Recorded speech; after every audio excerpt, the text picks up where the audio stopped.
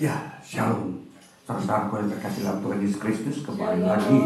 Shalom. Ya, kembali lagi kita ada dalam rumah Tuhan, beribadah, mendengarkan firman-Nya, dan hari ini sungguh kita akan menerima berkat dan lawatan Tuhan bagi hidup kita lagi. Mari kita membaca firman Tuhan dari Injil Lukas pasal yang ke-10 ayat 21 hingga ayat 24. Bunyinya demikian. Ucapan syukur dan bahagia. Pada waktu itu juga bergembiralah Yesus dalam Roh Kudus dan berkata, Aku bersyukur kepadamu Bapa, Tuhan langit dan bumi, karena semuanya itu Engkau sembunyikan bagi orang bijak dan orang pandai, tetapi Engkau nyatakan kepada orang kecil. Ya Bapa, itulah yang berkenan kepadamu. Semua telah diserahkan kepadaku oleh Bapakku, dan tidak ada seorang pun yang tahu siapakah anak selain Bapa, dan siapakah Bapa selain anak, dan orang yang kepadanya anak itu berkenan menyatakan hal itu. Sesudah itu berpalinglah Yesus kepada murid-muridnya tersendiri dan berkata, Berbahagialah mata yang melihat apa yang kamu lihat. Karena aku berkata kepadamu, banyak nabi dan raja ingin melihat apa yang kamu lihat, tetapi tidak melihatnya, dan ingin mendengar apa yang kamu dengar, tetapi tidak mendengarnya. Ya, saudara yang terkasih, dari bacaan firman Tuhan hari ini, kita akan dibawa masuk lagi ke dalam sebuah pokok pikiran yang saya sebutkan sebagai tema minggu ini.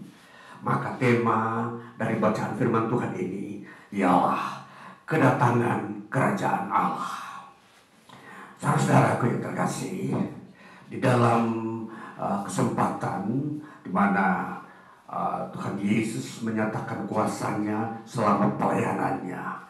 Dan ini adalah salah satu dari bagian-bagian yang lainnya yang Yesus nyatakan. Dan khususnya dalam perikop bagian yang kita baca hari ini, teks yang kita baca hari ini, yang berjudulkan bersukacita, yang dikatakan di situ ucapan syukur dan bahagia. Di situ adalah hasil daripada pekerjaan murid-murid Tuhan Yesus yang berjumlah 70 murid yang diutus oleh Tuhan Yesus ke berbagai-bagai tempat dalam pelayanan pemberitaan Injil. Dan di dalam pelayanan mereka, di situ dikatakan di dalam Injil Lukas pasal 10 ayat 17 hingga 20, di situ memperlihatkan bagaimana peristiwa itu. Kita membacanya ayat 17, saya baca ayat 17 ini. Kembalinya 70 murid. Kemudian ke-70 murid itu kembali dengan gembira dan berkata, Tuhan, juga setan-setan takluk kepada kami demi nama-Mu. Lalu kata Yesus kepada mereka, Aku melihat iblis jatuh seperti kilat dari langit.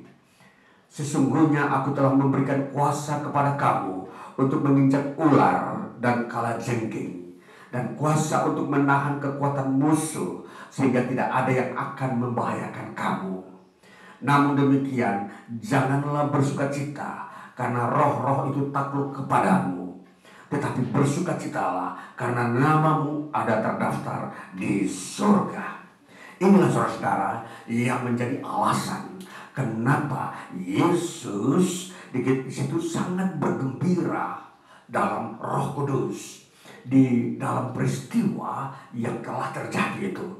Dan dikatakan bahwa kegembiraan Yesus itu mempunyai alasan. Ya, kita melihat dikatakan ayat yang ke-17 dikatakan ayat 18 dikatakan, lalu kata Yesus kepada mereka, Aku melihat iblis jatuh seperti kilat dari langit.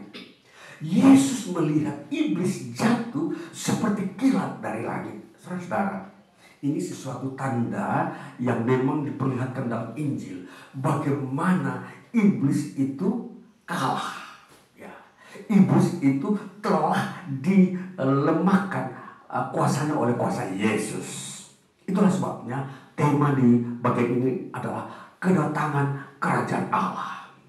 Saudara, di dalam bagian bacaan ini salah satu ciri yang diperlihatkan dari kedatangan kerajaan Allah itu apa? Di dalam ayatnya yang ke-21 bagian yang terakhir dikatakan begini. Tetapi engkau nyatakan kepada orang kecil. Ya, dikatakan.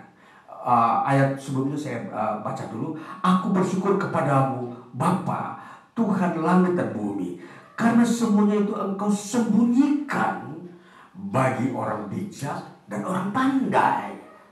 Saudara-saudara, sifat daripada kedatangan kerajaan Allah, salah satu yang paling nampak, yaitu perkara-perkara surga itu dibukakan kepada orang-orang kecil. Saudara, orang kecil kalau kita melihat dalam teks Yunani dikatakan nepios. Nepios itu kalau diterjemahkan itu adalah orang lugu. Ya. Jadi di sini bukan soal orang kecil dalam pengertian anak-anak kecil, bukan orang kecil dalam pengertian dia itu orang miskin. Orang kecil di sini bukan berarti dia itu tidak berpendidikan. Tidak, saudara. Tapi orang kecil ini adalah orang-orang yang memang ada bersekutu dengan Yesus Kristus, saudara-saudara. Jadi ini kita mau memperhatikan, saudara-saudara, pentingnya bersekutu dengan Kristus. Inilah yang menjadi sifat kedatangan kerajaan Allah. Jadi kerajaan Allah datang ke muka bumi ini ialah dinampakkan atau dinyatakan atau diperlihatkan lewat hadirnya orang-orang yang percaya kepada Yesus Kristus. Saudara, di dunia ini kalau kita memperhatikan berbagai perkembangan peristiwa-peristiwa, di situ seringkali mata kita yang melihat peristiwa dunia ini hanya menyangkut kemegahan-kemegahan dunia, berhubungan dengan manusia semata, berhubungan dengan pemerintahan manusia. Ya, tentunya di situ kalau kita melihat apa yang kita lihat sekarang ini, saudara-saudara, pemerintahan yang dibangun oleh manusia, tentunya satu sisi ada kemegahan, tapi satu sisi yang lain ada pemberontakan, ada kerusuhan. Itulah salah satu yang nampak dalam mata manusia sepanjang para nabi zaman lampau sebelum Yesus hadir dan raja-raja yang memerintah di muka bumi.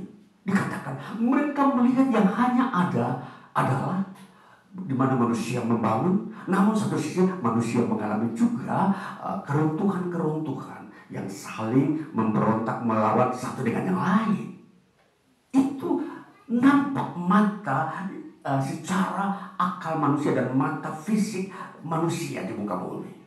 Nah, itulah sebabnya dalam rentetan bagian-bagian yang Yesus katakan, berbahagia kamu yang melihat, ya, apa yang tidak bisa dilihat, dan apa yang kamu dengar yang tidak bisa didengar oleh raja-raja dan para nabi.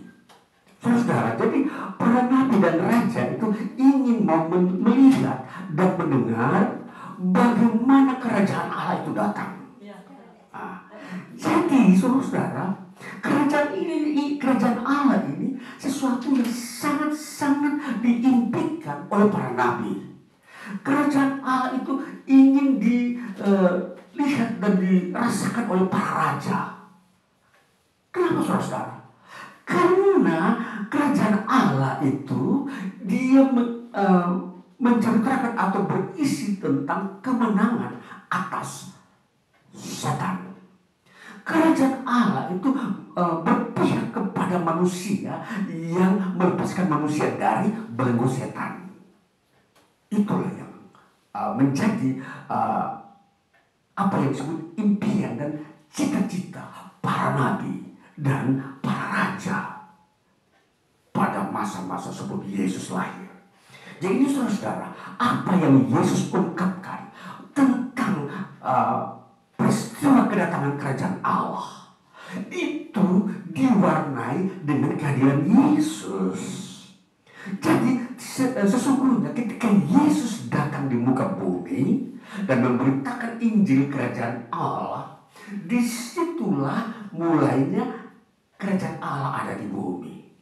Nah, inilah saudara-saudara, kerajaan Allah, kedatangan kerajaan Allah di bumi. Jadi kalau kita mendeskripsikan waktunya, berarti 2000 tahun yang lalu waktu Yesus hadir, di situ mulainya kerajaan Allah. Nah, itu bertanda apa? Berarti kerajaan Allah itu sudah berdiri di muka bumi. Dia bukan bersifat fiktif atau maya, tapi dia bersifat fakta nyata.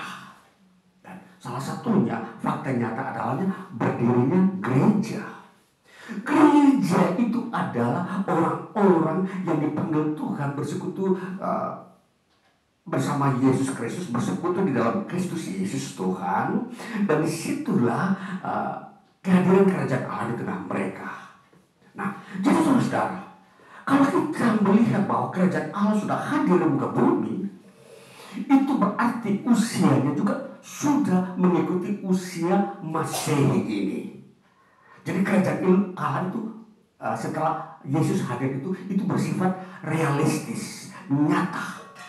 Namun saudara-saudara, sebelum Yesus lahir, memang kerajaan Allah sudah hadir dalam bentuk benih melalui iman Abraham.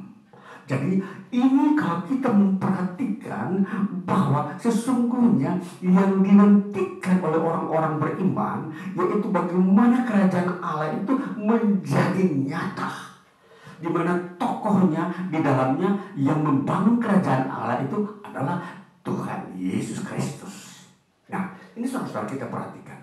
Jadi kalau kita ada di hari ini, sampai hari ini mendengar firman-Nya, bersekutu di dalam orang-orang kudusnya yang telah mengalami pengampunan dosa, di sini saudara tahu, saudara ada di tengah-tengah kerajaan Allah. Jadi kerajaan Allah itu sudah dimulai di bumi, ada saat ini, dan itulah pendampingannya ada dalam melalui firman-Nya dan Roh Kudus-Nya dan bahkan perbuatan ajaib. Itu kerajaan Allah, saudara-saudara. Jadi dengan kata lain bahwa kalau kita sudah melihat kerajaan Allah di bumi, maka tanda-tanda ajaib itu pasti nyata. Perbuatan Tuhan yang ajaib mujizat itu pasti ada. Jadi di sini kita sebagai orang percaya bersekutu dengan Yesus Kristus sudah harus mempunyai iman bahwa mujizat harus dan selalu bisa terjadi dalam segala waktu. Karena ini momentum kerajaan Allah. Kerajaan Allah itu hadir dengan kuasa. Kita melihat. Jadi kuasa inilah kuasa Yesus mematahkan kuasa iblis sehingga dikatakan iblis jatuh seperti kilat dari langit. Jatuh ke bumi. Seperti kilat, saudara-saudara. Kalau saudara kita pernah melihat kilat, saudara-saudara tahu bagaimana kilat begitu cepat memancarkan cahayanya dan kegerakannya atau percepatannya. Jadi jatuh begitu tiba-tiba tidak membutuhkan 1-2 jam. Ketika kuasa Yesus dinyatakan, di situ langsung iblis jatuh ke bumi. Jadi ini penyataan firman Allah.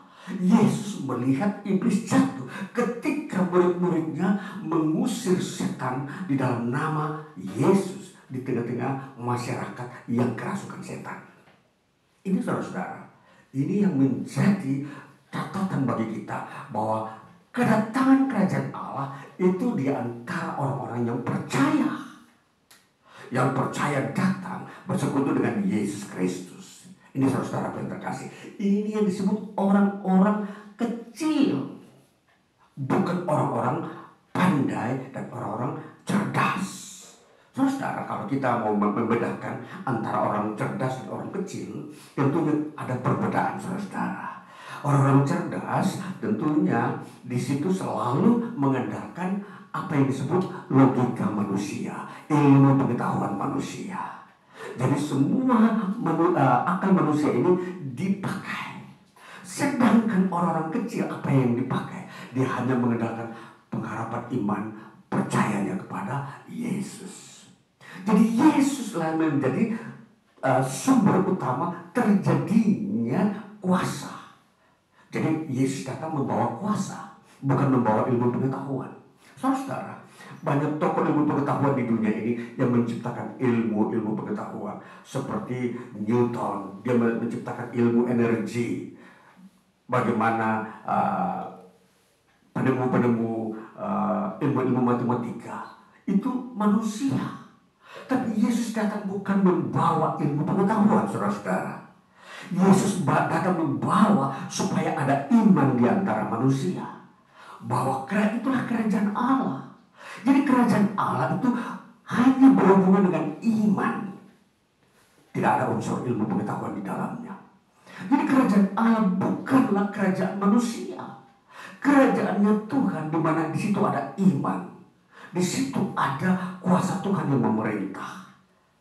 Jadi tentunya kalau kita memperhatikan kerajaan Allah seperti ini, maka saudara perhatikan bahwa di situ kuasa Tuhan yang berdaulat atas segalanya, teristimewa terhadap setan yang telah memperbudak manusia. Setan telah mengambil harkat hidup manusia, sehingga manusia tidak berdaya untuk hidup bersekutu dengan Tuhan. Inilah yang dikalahkan.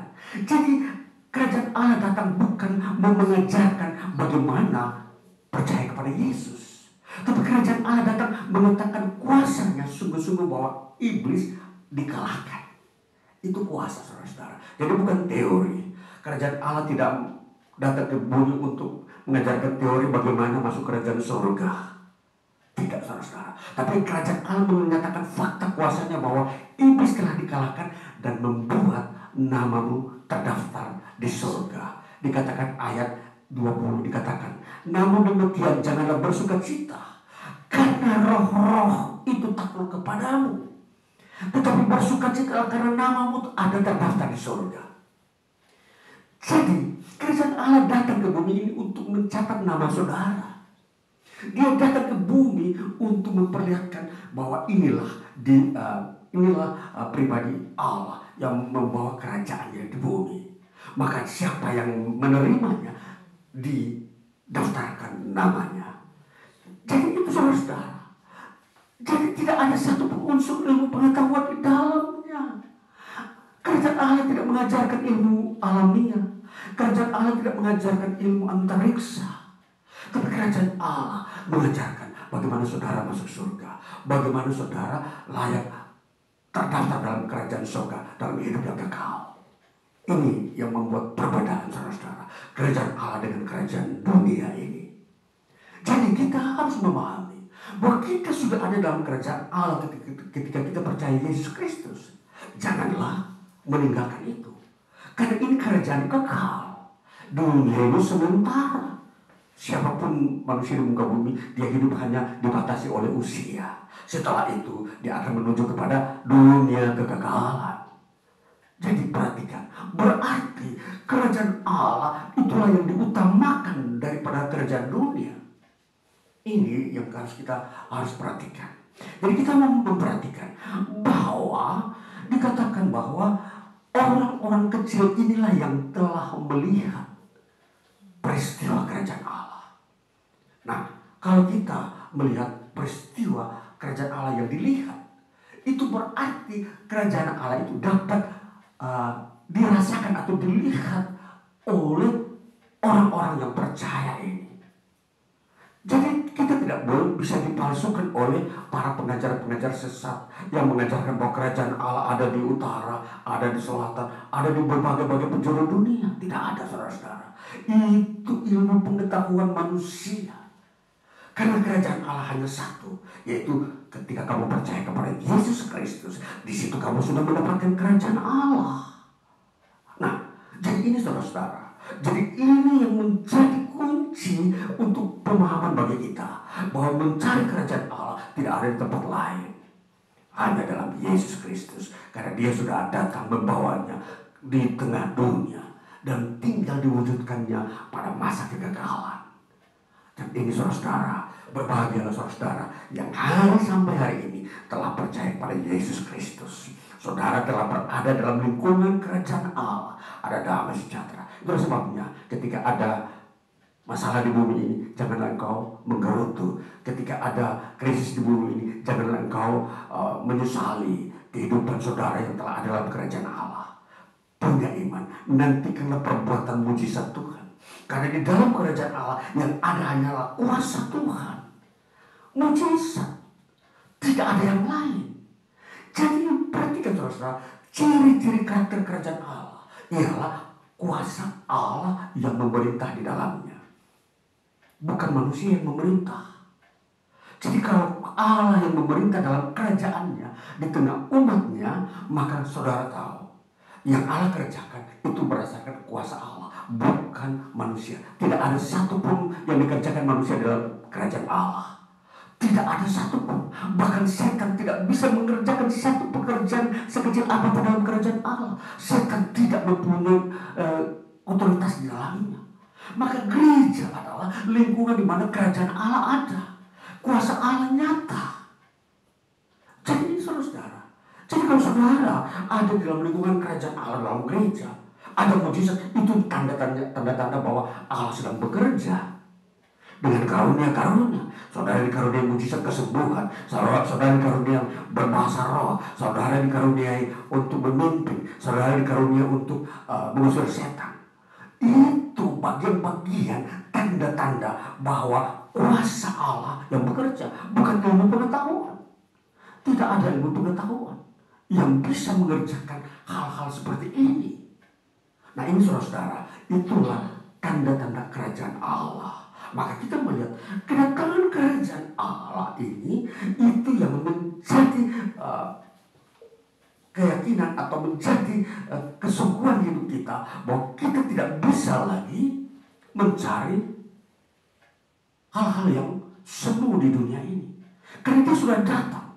Kalau kerajaan Allah belum datang, itu dicari oleh para raja dan para nabi sebelum Yesus datang. Mereka mencari kapan kerajaan Allah itu datang. Kami mau mencari di mana. Kami ingin mendengarnya dan ingin melihatnya, wujud kerajaan Allah itu seperti apa. Itu karena para nabi dan raja-raja sebelum Yesus hadir. Dan jadi kalau kita perhatikan, kita sudah ada di zaman di mana kerajaan Allah itu datang. Jangan kita seperti para nabi yang mau mencari kerajaan Allah. Kita sudah ada di dalam kerajaan Allah. Sudah ada saat ini. Jadi kalau sudah ada, kenapa harus tidak bertekun di dalamnya? Kenapa harus terpesona dengan dunia ini, yang semua itu adalah hanya tipu muslihat, tipu-tipu dunia ini. Dunia ini memberikan penghiburan-penghiburan palsu. Itu tidak bisa dibandingkan dengan kerajaan Allah.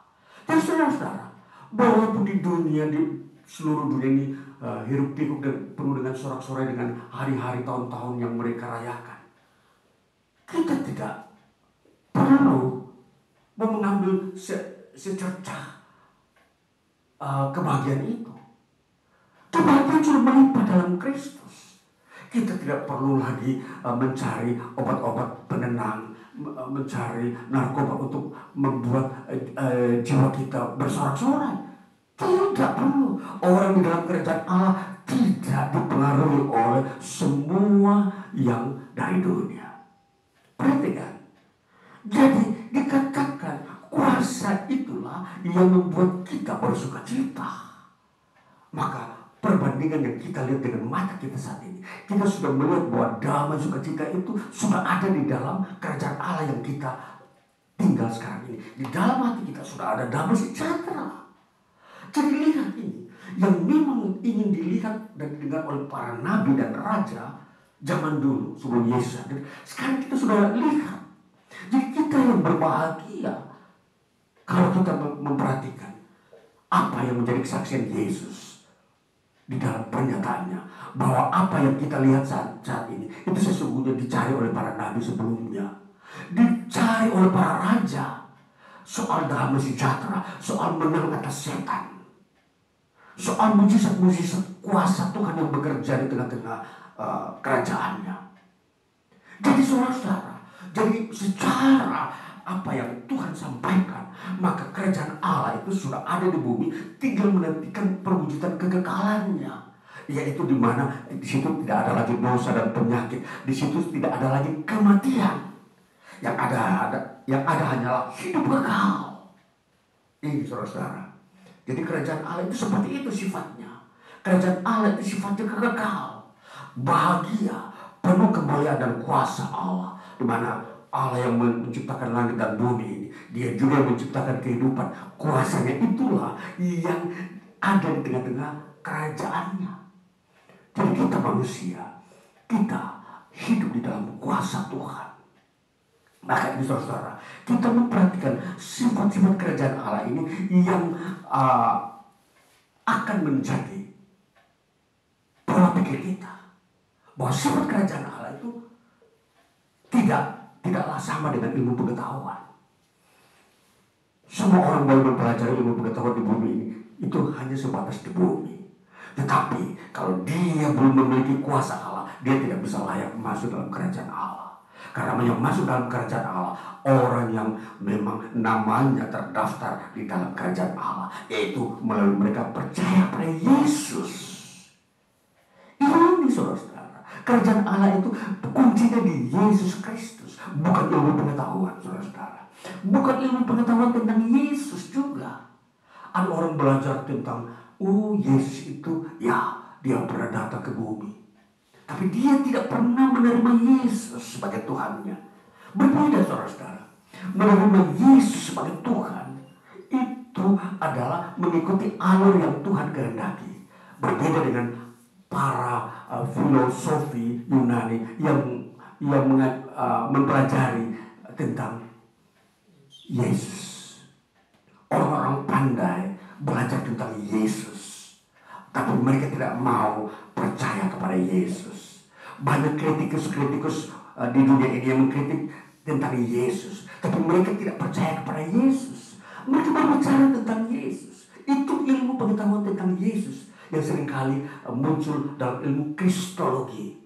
Kristologi seringkali banyak perdebatan di muka bumi sampai hari ini, dan banyak orang tersesat lewat ajaran-ajaran yang salah tentang Yesus.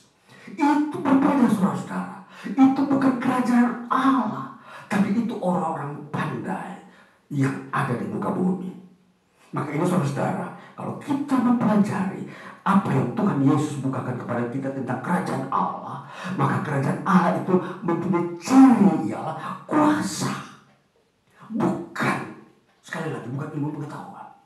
Jadi kalau saudara lihat di mana-mana ada orang kritik tentang seorang hamba Tuhan yang melakukan mujizat, saudara-saudara, ini pasti terjadi.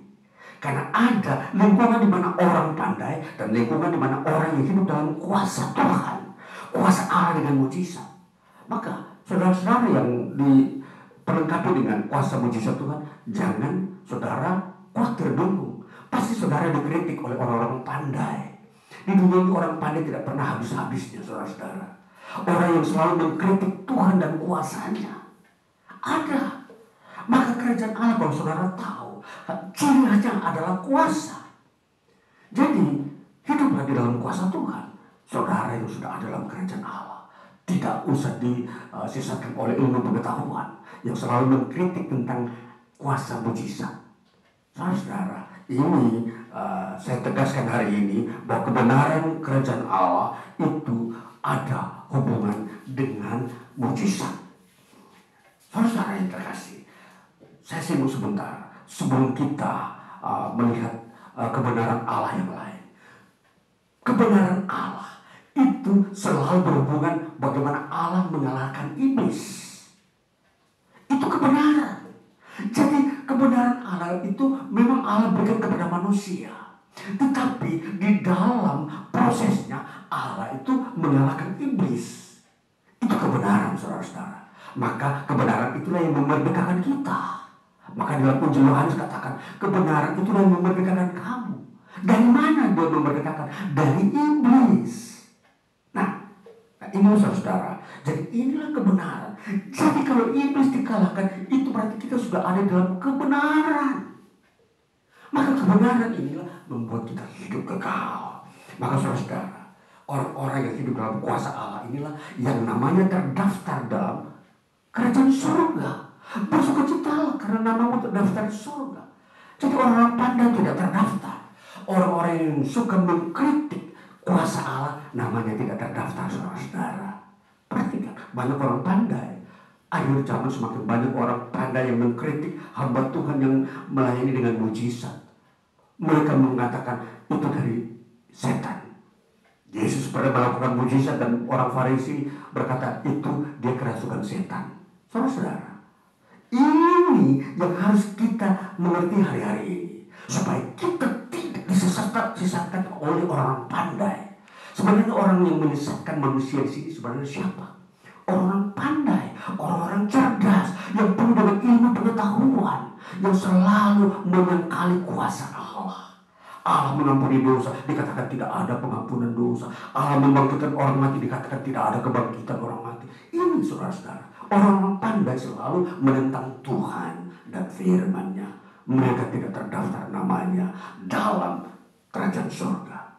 Jadi ikutlah Tuhan kalau saudara ingin nama saudara terdaftar dalam kerajaan surga. Ikutlah Injil, firman-Nya. Saudara, nama saudara terdaftar. Itulah yang dikatakan oleh Tuhan Yesus. Berbahagialah kamu. Bukan karena kamu telah mengalahkan setan, tapi namamu terdaftar dalam kerajaan surga. Ini saudara perhatikan. Jadi kalau kita mau melihat seluruh sifat kerajaan Allah ini, maka mari kita melihat dalam Wahyu 22 ayat 3. Dikatakan di situ, kitab Wahyu 22 ayat 3. Saya akan bacakan kitab ini, ayat ini bagi kita untuk kita mengerti bahwa Tuhan bekerja di dalam kuasanya sampai pada akhir zaman. Dari sebelum Yesus datang, itu selalu ada mujizat.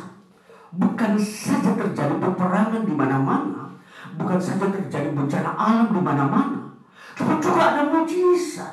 Kalau bencana alam dan peperangan itu dunia ini yang mengalaminya, tetapi dalam kerajaan Allah yang ada di bumi ini ada mujizat terjadi di dalamnya sebagai penguatan terhadap umat Tuhan. Kita Wahyu pasal 22 ayat 3 bunyinya demikian. Maka tidak akan ada lagi laknat. Takhta Allah dan takhta anak domba akan ada di dalamnya, dan hamba-hambanya akan beribadah kepadanya. Saudara, kalau melihat bahwa laknat itu adalah kutuk, sudah tidak ada lagi. Karena kerajaan Allah sudah ada. Maka yang ada hanya adalah ibadah. Di dalam kerajaan Allah tidak ada kutuk. Tidak ada. Yang ada hanyalah ibadah memuliakan Allah. Saudara, jadi kalau kita memperhatikan ibadah kita, gereja hadir di berbagai-bagai tempat, itu untuk mendatangkan berkat Tuhan, untuk menghilangkan kutuk dari kehidupan manusia. Dan karena kutuk itu sudah tidak ada, diubahkan menjadi ibadah. Tapi kalau kutuk tidak dihilangkan dari muka bumi, manusia tidak bisa beribadah kepada Allah. Kutuk itu pemisah. Jadi sifat kedatangan kerajaan Allah itu untuk menghancurkan laknat atau kutuk dan membuahkan ibadah. Itulah sifat kerajaan Allah. Jadi kalau di dunia ini ada ibadah, itu pertanda bahwa kutuk sudah dikalahkan dan kita beribadah kepada Tuhan. Itulah karena kerajaan Allah sudah datang. Maka ini saudara-saudara, perhatikan. Jadi apa yang terjadi sampai hari ini, ibadah itu adalah karyanya Tuhan, bukan manusia. Saudara datang ke tempat ibadah itu karena Tuhan menghendakinya. Itu Tuhan sedang bekerja. Semakin banyak Tuhan memanggil orang untuk beribadah kepada Dia sebelum datang hari yang dinanti-nantikan, hari kekekalan. Saudara-saudara, generasi ini dan seterusnya, kita akan melihat semakin banyak orang yang bertobat, meninggalkan dosa, karena memang kerajaan Allah sudah ada, dan kerajaan Allah ini kuasanya mematahkan kuasa iblis yang selalu mengutuk manusia, membuat manusia menderita di muka bumi. Inilah mujizat, saudara-saudara. Jadi ini saudara-saudaraku yang terkasih, kesimpulan daripada akan firman Tuhan yang kita terima hari ini, bahwa saudara yang sudah percaya kepada Yesus Kristus, saudara sudah ada dalam kerajaan Allah. Lalu lihat, kuasa Allah terus bekerja. Mujizat itu akan terjadi dengan hidup saudara. Iman, percaya, itulah yang menjadi jaminan firman Tuhan, bukan ilmu pengetahuan. Jadi di dalam kerajaan Allah yang ada hanyalah kuasa Allah yang bekerja, bukan ilmu pengetahuan. Karena ilmu pengetahuan itu dari manusia, untuk manusia. Tetapi kerajaan Allah dari Allah, dan demi kemuliaan Allah di tengah hidup manusia. Ini saudara-saudara perbedaannya. Jadi kesimpulan kita, tinggallah di dalam kebenaran Allah, yaitu kuasa yang memerintah di dalam kerajaan Allah di muka bumi ini. Tuhan Yesus memberkati. Haleluya.